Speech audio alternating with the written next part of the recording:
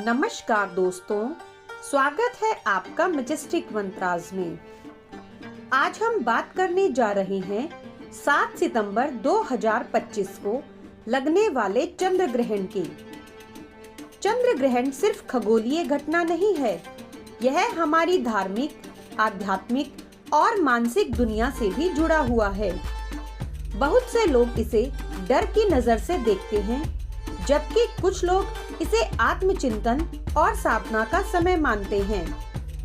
तो आज की इस यात्रा में हम समझेंगे इस ग्रहण की सही जानकारी, इसके फायदे और नुकसान, और इस समय क्या करें और क्या ना करें।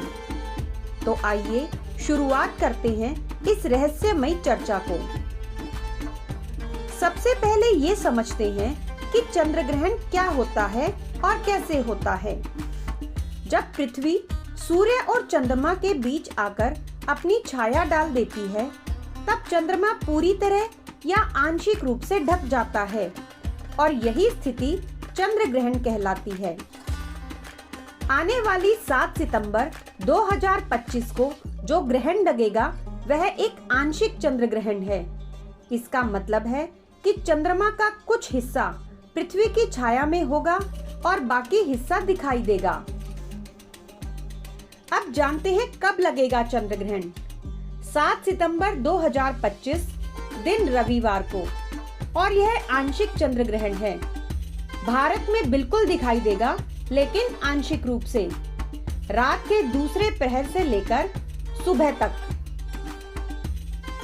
हमारे शास्त्रों में ग्रहण को एक विशेष समय माना गया है। ग्रहण के दौरान वातावरण में एक नकारात्मक ऊर्जा सक्रिय होती है, इसलिए कहा जाता है कि इस समय भोजन नहीं करना चाहिए और शुद्धि का ध्यान रखना चाहिए।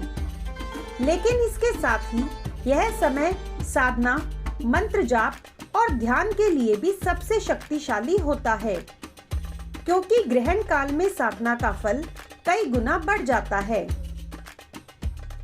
अब बात करते हैं कि इस चंद्र ग्रहण से हमें क्या लाभ हो सकते हैं। पहला, आध्यात्मिक शक्ति में वृद्धि। ग्रहण के समय किया गया मंत्र जाप या ध्यान सामान्य समय से कई गुना प्रभावशाली माना जाता है। दूसरा, आत्मचिंतन का समय। चंद्रमा मन का प्रतीक है, और जब चंद्रमा ढकता है तो यह संकेत है कि हमें अपने भीतर झांकना चाहिए। तीसरा, नकारात्मक ऊर्जा से मुक्ति। ग्रहण के समय स्नान, दान और प्रार्थना करने से जीवन की रुकावटें कम होती हैं।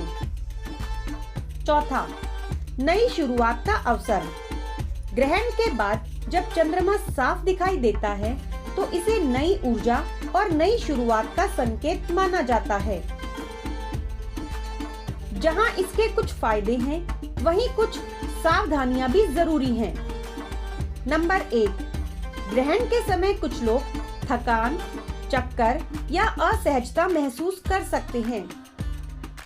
नंबर 2, चंद्रमा मन का कारक है और ग्रहण के समय मन में बेचैनी और गुस्सा बढ़ सकता है।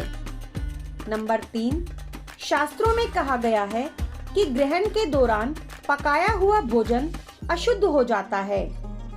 और नंबर 5, गर्भवती महिलाओं को ग्रहण के दौरान बाहर निकलने से मना किया गया है। अब जानते हैं ग्रहण के समय क्या करें। मंत्र जाप करें, विशेष रूप से महामृत्युंजय मंत्र या गायत्री मंत्र। दूसरा, ध्यान करें और अपने मन को स्थिर करें। तीसरा, स्नान और दान करें। ग्रहण के बाद स्नान और दान करने से पुण्य मिलता है। चौथा, घर में साफ सफाई रखें, नकारात्मक ऊर्जा कम होगी। और ग्रहण के दौरान क्या नहीं करना चाहिए। ग्रहण के दौरान भोजन और पानी नहीं लें, सोने या आलस्य में समय ना गंवाएं, बाहर निकलकर आकाश की ओर सीधा ना देखें, नकारात्मक सोच या झगड़े से दूर रहें। अब जानते हैं कि 7 सितंबर 2025 के चंद्र ग्रहण का हमारे जीवन पर क्या असर हो सकता है।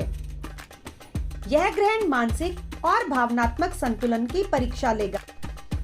जिन लोगों के जीवन में पहले से ही तनाव है, उन्हें और सतर्क रहना चाहिए। वही जो लोग साधना करेंगे, उनके लिए यह एक आध्यात्मिक वरदान साबित होगा।